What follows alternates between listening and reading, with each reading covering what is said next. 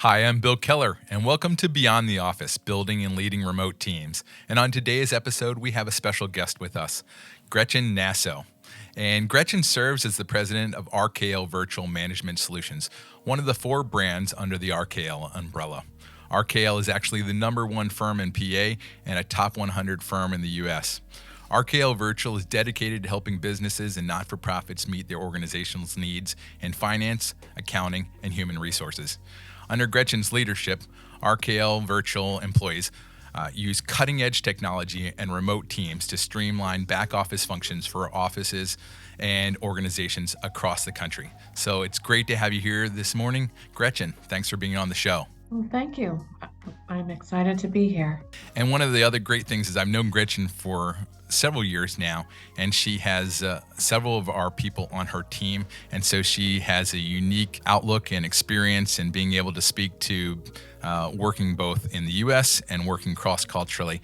And it's great that we're able to pick your brain and get that experience today. But before we kind of get started on the remote teams, what was the impetus for starting RKL Virtual? What did you see happening kind of in the business environment?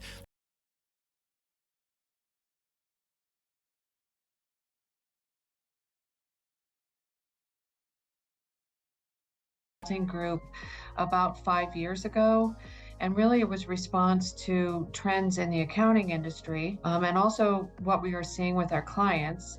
And then the third kind of trend that affected it was the advent of cloud-based technology. So our clients were able to take advantage of cloud-based technology, and with resources being tight, so having to do more with less, it really kind of opens the door to alternatives to having an accounting staff at your company and maybe using fractional experts and then technology, to do your accounting work for you. And I heard you say something, resources being tight. Is that money resources or human resources? What did you mean by that? Kind of a little of both. Definitely there are shortages in the accounting profession. I think the last time I looked, the AICPA estimates that about 70% of CPAs are eligible for retirement or will be in the next 5 years. So that huge group of baby boomers who are now moving out of the accounting industry. And then there are fewer and fewer accounting students entering the industry every year. So students taking the CPA exam, those numbers are way down, and fewer kids want to be accountants. So there's people leaving on the top end of the funnel, not enough people coming in at the bottom end of the funnel. And then that drives up the cost of accountants. So all of those trends have really created a lot of change in our industry. And the time was right. And then, of course, the pandemic really accelerated things. And we're seeing that as well. There's just not enough talent out there right now, and it's causing a lot of problems in the industry. You have quite a number of people on your team, and I think that most of them work remotely. Is that right? That's correct. Yep. So, you have people in the U.S., you have people in Colombia, you have some people in India. How much of the U.S. team is working remotely for you? Do you have an idea? So in RKL Virtual, virtually 100% of them are virtual. We do employ a hybrid model, and there are a few of us who are often in our offices. We have office days just to try to accommodate folks that want some people contact, direct contact, want to get out of their homes. But really, technically, everybody is virtual. And in the accounting industry, that is, I would say, a real change, isn't it? You've been in the accounting business for over 30 years now, I believe. And to start the company in a totally remote fashion, that's an incredible thing. It sure is. When I started in 1989, we had to be at our desk working by 8 o'clock, and then we were to leave for lunch from 12 to 1. And then they kind of watched when you left, and it certainly shouldn't have been at 5 o'clock. So those things have all kind of gone out the window. That's just not how we do business anymore. And we sell flexibility. That's a way that we can attract high quality talent by offering a remote option and then really leaning into being flexible.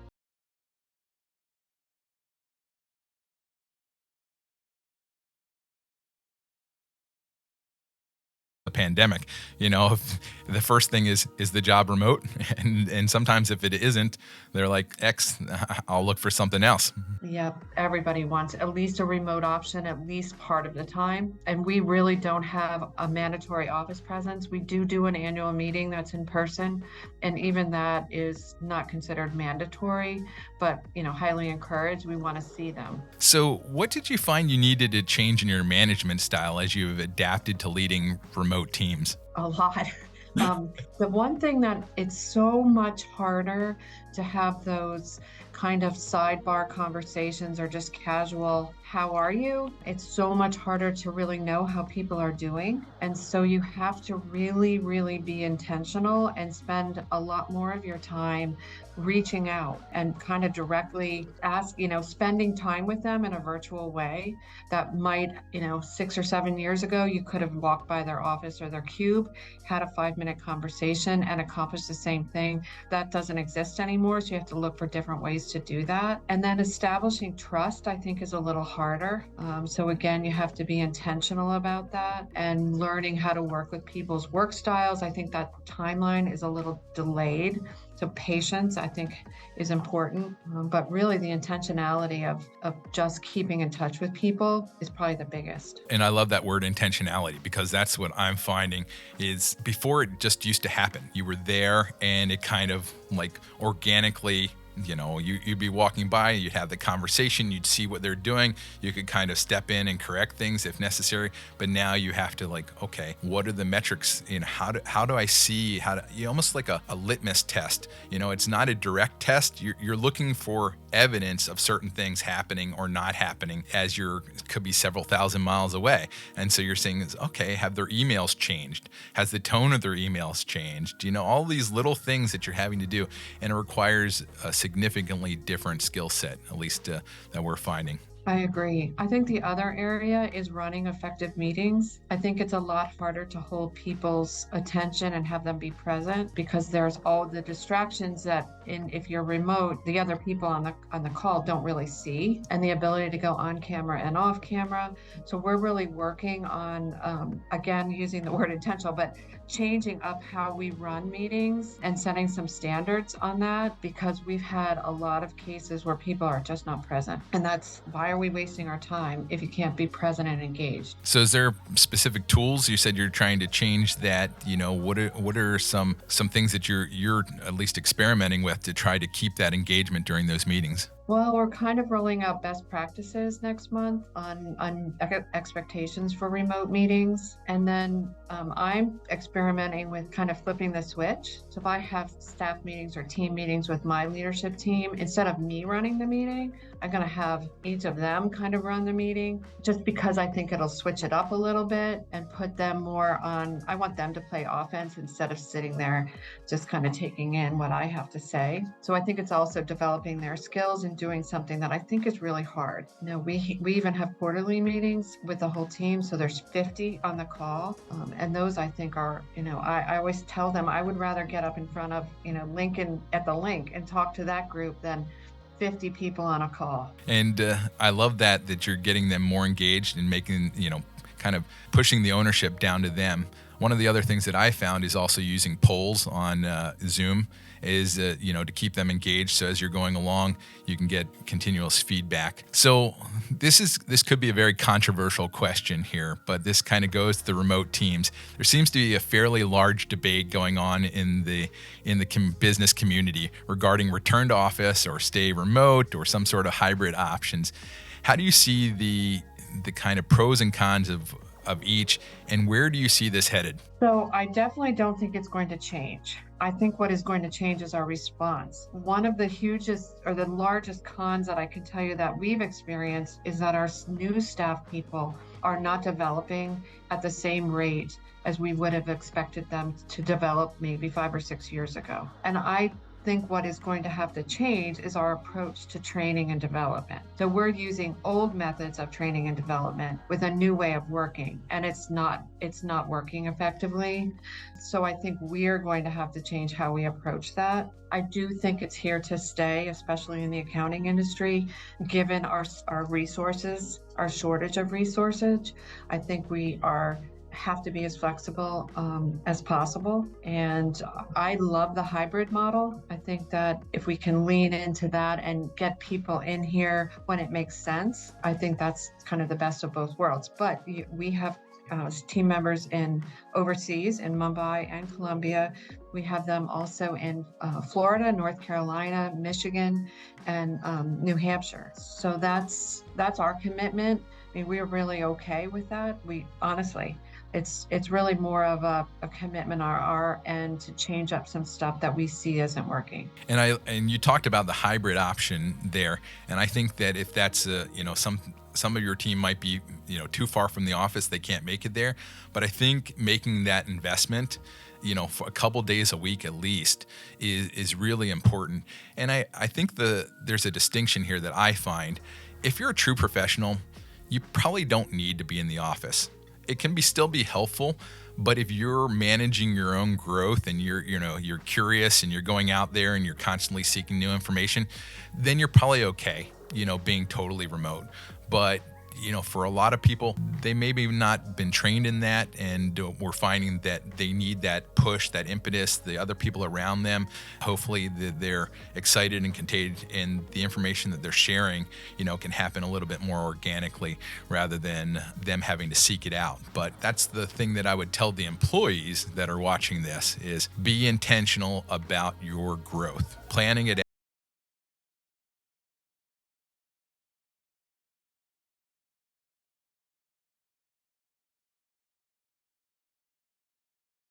mean that, hey, I can stop. And when you say, I'm sure when you say good job, it doesn't mean you're at the top. It means doing a good job, keep moving forward. At least that's what and so how do we encourage them to basically take that and say, I'm going to take my own growth and it's my responsibility to move forward. I agree 100% because when I look back, some of the most important learning lessons I had were just through observation and watching people that were ahead of me, watching our leaders, and watching how they behaved or handled a situation or talked to clients in a meeting. And without, that physical presence, that's much more difficult to do when you're sitting in your bedroom on a computer. I think you also lose some of that go get attitude. Looking back, I can remember when our managing partner was in the office, I made sure I was walking by the office so I could say, hello, how are you? He could ask me what I was working on. And I learned a lot from that. And it's harder to get noticed, I think, in those situations when you have a hybrid or all remote situation. I love the fact that you were actively trying to engage your boss. And that's the other piece of advice I would give to employees is, reach out to them, ask them questions, send them things, let them know what you're doing, give them, they're constantly going to be wondering what's going on because that's their job. How do I know, is everything okay? And if you can be in front of that communication and letting them know so they don't have to worry about it, one, they're going to breathe a sigh of relief. Two, they're going to know, hey, you're responsible. You're on top of your game. And three, they can give you that feedback that you're going to need to grow to get to the next level. And so really encourage the employees just to be reaching out to their bosses more often. And oftentimes they don't do that because they're afraid of what they might hear. But that's the challenge. Or it feels awkward. And we had a terrific intern last summer, and he impressed me incredibly. And the first week he was here, he put dropped a calendar appointment on my calendar, a Zoom call. Got on the call and he says, I want to help you be successful. What can I do? And I was just so impressed that he had kind of the proactivity to do that and wasn't afraid or felt awkward. He probably did feel awkward, but he worked through it. And, I told him I'm really impressed. Keep doing this wherever you are. Always do this because people will respond very positively.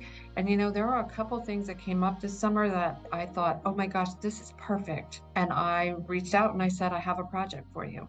And he probably wouldn't have had that opportunity without making that first step. I love that boldness to improve and be willing to put yourself out there in a situation that most people are just trying to hide from. So what kind of brought you to the decision to use remote teams? Because you're a large firm. I mean, you're I think over 600 people when you consider all the people under the RKL umbrella. You're very well thought of in the industry and in the community, but you've decided to, at least for a small portion of your team, go overseas. What was the impetus for that? So the first impetus was more, let's see if we can work on a more flexible workforce plan or workforce strategy. And we had met you and were considering, the option, and kind of as an experiment, we added our first global team member, and that was before the pandemic. Only months. I mean, I think that was October of 2019. So we roll into 2020, and all of a sudden, our supply of resources was sort of cut off. And number two, we had a lot of demand for our services, as you might imagine, during the pandemic. So we slowly started accelerating, and it worked with our first employee, team member. And so I think, we just decided let's kind of double down on this and see if we can increase it. Wonderful. And we appreciate that partnership. So from your perspective, what has been the most significant benefit or benefits from working with overseas staff members that you've seen? Well, it wasn't what I expected. And you and I have talked about this before.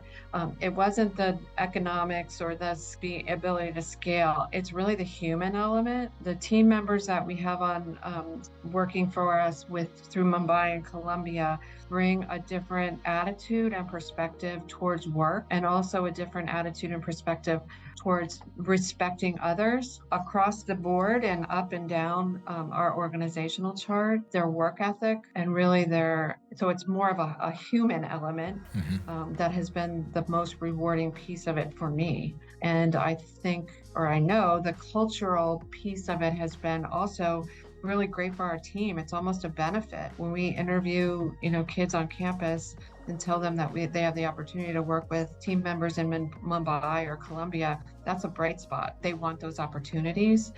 So that's another area that I wouldn't have expected going into it. And that's interesting because I'm guessing 20 or 30 years ago, that probably wouldn't have been the selling point that it is today. In our global world, people were like, oh yeah, I'd like that opportunity. I liked it. It's amazing how much we've changed, how our society's changed. We're becoming more ethnic diversity in the US, and I think that's opening us up to working with people from around the globe. So, and I love that fact that human element that you're talking about. That's where I see most people, when they get into this, they don't quite know what to expect. And that's one of the reasons that we have this program, is so that people start to get an idea.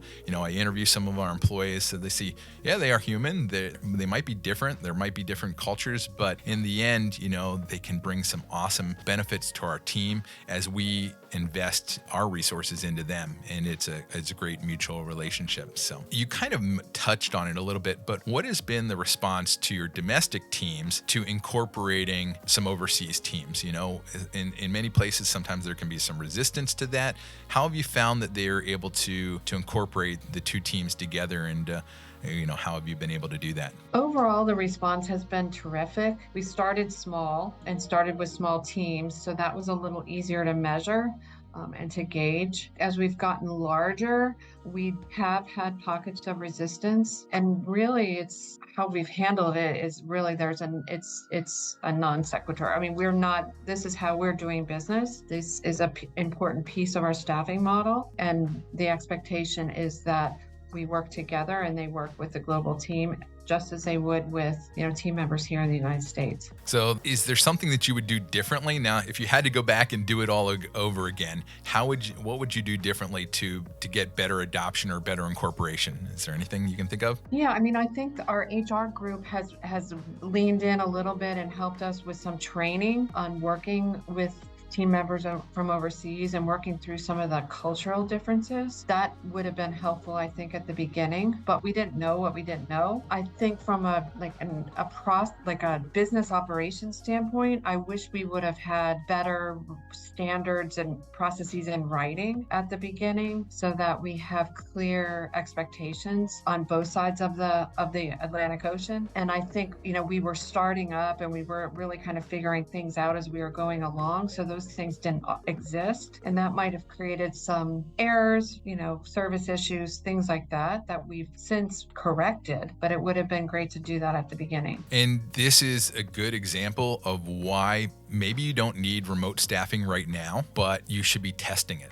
Because if you are going to need it in the future, just like you said, and you brought somebody on in the beginning, you did a pilot, you did a test, you were doing everything the right way, and there's things that you learn along the way, and that's going to be the case every time. And so I encourage somebody, if they're interested, they don't have to go through Staffing Global, but to basically put an HR R&D budget together. Because, we innovate on our products, but are we innovating on our people, how we deploy the people, where the people are, how we're using them? And so I encourage you that. And so that's a testament to you and your management to be able to do that and look at things differently. We love pilots. I think it's the best way to test something. And it really worked out very, very well. In fact, that our very first team member left during the pandemic to pursue education. But we've been in touch with him ever since, and we actually met with him in March when he came to the country. So it was an experiment that worked well from a business standpoint, but we have a lifelong friend as a result. Those are two benefits. Yeah, it's amazing. The person she's talking about is Shantu. He actually came from India, moved to Canada, is now a professor and a CPA, and does work in the U.S. and just an amazing transformation of all that he's been able to accomplish. And so it's been, I think, one of the things that I love about our job is when I don't like people leaving us, but when they do leave us, you see them doing great things, and I love that. Yeah, it's really rewarding. So every team, one of the things that I talk about in the show is the good news and the bad news about remote staffing. So every team faces challenges, and I know you face some with our team, you face some, with your own teams in the U.S. What has been the biggest hurdle in managing a global team, and how have you overcome it? The biggest challenge for us to date is really figuring out what that management of a global team should look like, what organizational structure would best support our teams and our mission, and really working through some experiments. Global staffing has been fabulous for us in bringing us some ideas and some suggestions and making changes to help us as we grow, because the objective for us is growth. That means growth in your team, and it's hard enough to onboard employees or team members here that are in the United States, but to do that effectively overseas with a growing business and more work and more clients to serve, that's challenging. And really coming to the realization that we need some management over there. And what does that look like? And I think we've come to a solution that has really worked for us. It works to meet our clients' needs. It works to support our teams, but more importantly, it provides some development opportunities for the Mumbai team, which is important to me. That's great. And so can you share any specific strategies or tools that have been particularly effective in building strong, cohesive remote teams? And that could be overseas or just even within the U.S. So, one of them is obviously communication and having regular touch bases with the team on a weekly basis, or, as much as you need. Over communication is really important. Documentation of issues or errors, we all make them, but we tend in the accounting industry sometimes to clean them up and then just indirectly communicate. But we learned a lot about documenting where we're finding issues, because then that gives the opportunity for both sides of the teams to make changes as necessary and to learn from those errors. I think those are the two most important things that we've done. I don't know, I think from your perspective, I'd be interested to hear what you think about some of the things that we've done to overcome some of those challenges. I think the things that I've seen, like you said, one, the clear expectations, understanding what the goal is. And I think oftentimes we go into a situation and go, okay, just do the best job you can. And it sounds well in theory, but when you set that goal up there, it's amazing how it changes people's behavior and their attitudes towards their work. And it's not because they don't want to do a good job and you set this goal up and they feel this pressure to move forward. It's just now that there's more of a direction, there's more of a goal, like, okay, can I do that? And sometimes they don't even know that they could do that until you set that goal and objective for them. And so I found that, as we've gone along, I think in the beginning it was a little more, okay, just do the best job you can and we'll see how it goes. And then we got more specific and we started to set up these, the goals and objectives for them, give them some targets to shoot for, give them more feedback more often. And that's what you were talking about, documenting those.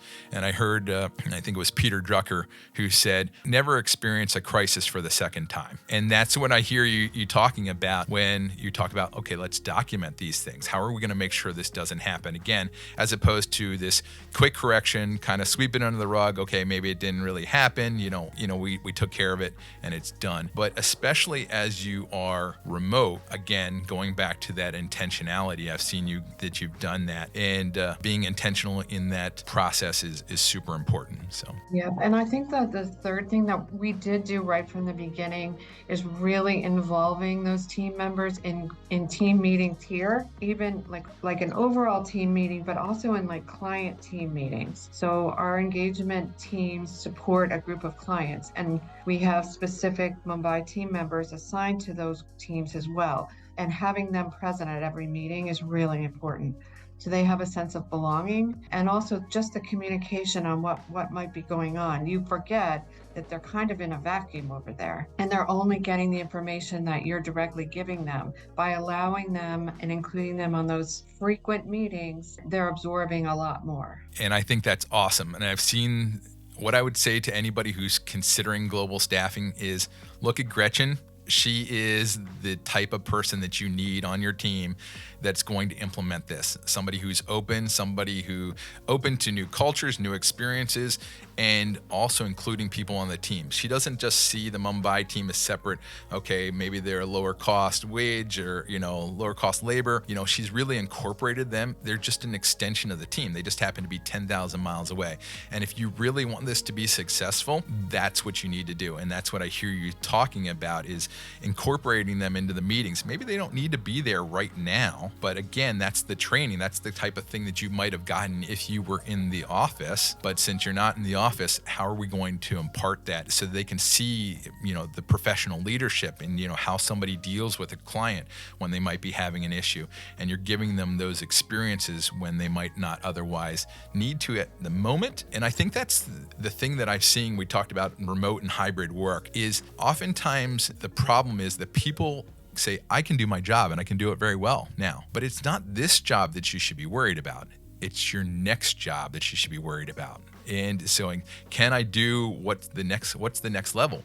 And am I going to be prepared for the next level? So if you want to do the same thing that you've always done, then you're probably good not seeking more feedback and coming into the office or finding other ways to grow. But if you really want to be able to move up, you need to be able to be there to find, new experiences. And there was a book that a guy that I used to listen to, and Charlie Tremendous Jones, you might be aware of him. And he said, you're going to be the same person today, 5 years from now, except for the people you meet and the books you read. And that's really what's important in being in the office, is the people you're meeting there. So are there any common misconceptions or pitfalls that business owners should be aware of in building a remote team? So you're going to face resistance. And my misconception was, this is great, everyone's going to love it. And everyone didn't love it, and everyone doesn't love it. There's definitely a thought out there that this, A, takes jobs away from Americans, B, that our clients don't want information in India, which isn't happening.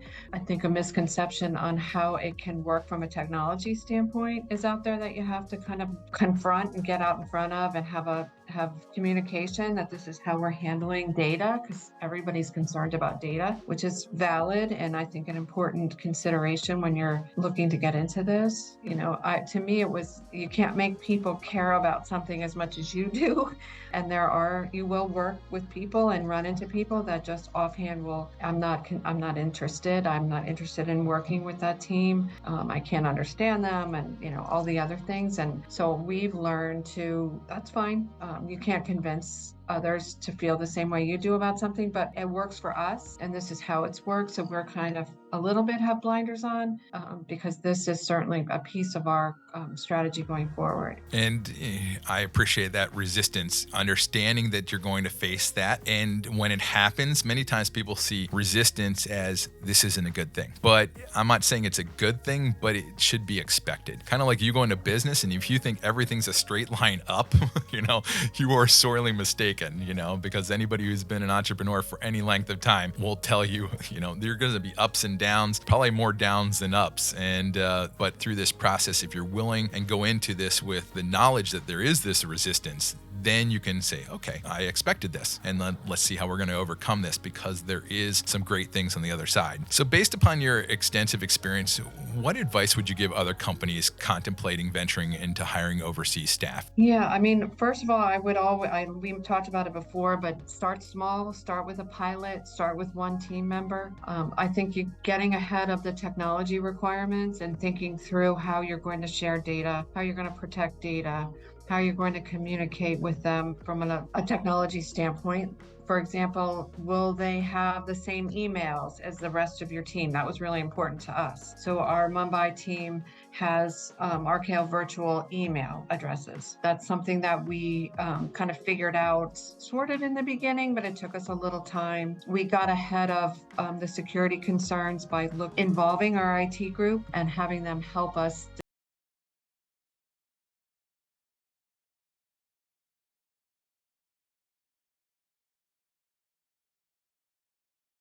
mapping that out and being very intentional about what you want them to access, where the data will reside, and where controls to prevent data from slipping through the cracks. So really we involved IT. We also early on started involving our HR team to involve kind of your support system in taking this leap of this. It's really not that big of a leap once you do it, but I think the more that you can involve from your team, from your back office or your support, the better. That is great advice. And one of the things that I would tell people is if you have remote teams, this is something you're going to need to do regardless of whether they're overseas or whether they're out of the office. So if you think, hey, we're working remote in the US, I don't need to worry about that, I think you're sorely mistaken. So this is just an extension of working. If you're going to work remote, you need to be thinking about these considerations. And then oftentimes, if you do a good job domestically, most of those strategies will transfer to working overseas, at least in my experience. Exactly. Because when we had pushed back internally, we would say, well, what's the difference? We have interns that are sitting in their college dorm room up at Penn State, or somebody sitting in an office in Mumbai, India. They're both not here. They're not in our Lancaster office. So how do we approach them? And it's really a matter of kind of mapping it out and really documenting, again, the data piece and then the technology solutions and communication. That's awesome. Well, as we bring this to a close, I appreciate your time. You've been very generous with us. Where can our listeners connect with you and RKL Virtual? So always on our website, rklvirtual.com. There's a submission form if you would like more information about the company or our services. You can submit your name and address or email address, and we'd be happy to respond. And then my email address is on the website as well. And I'll answer any questions you have or provide you with any additional insight on our experience, which overall has been extremely positive. Well, I appreciate that. And Gretchen and her team there at RKL Virtual and under the old RKL umbrella do an awesome job. They're a great team. They're great people to work with. And I encourage you, if you need some accounting work, or whether that's bookkeeping or taxes, you should look them up. And thank you so much for your time, and have a great day. And for Beyond the Office, thanks for watching, and we'll see you next time. So if you'd like to learn more about remote staffing, feel free to message us for our free guide, The 7 Deadly Sins of Remote Staffing, and how to make sure that you don't commit them and you're successful in your remote hiring journey.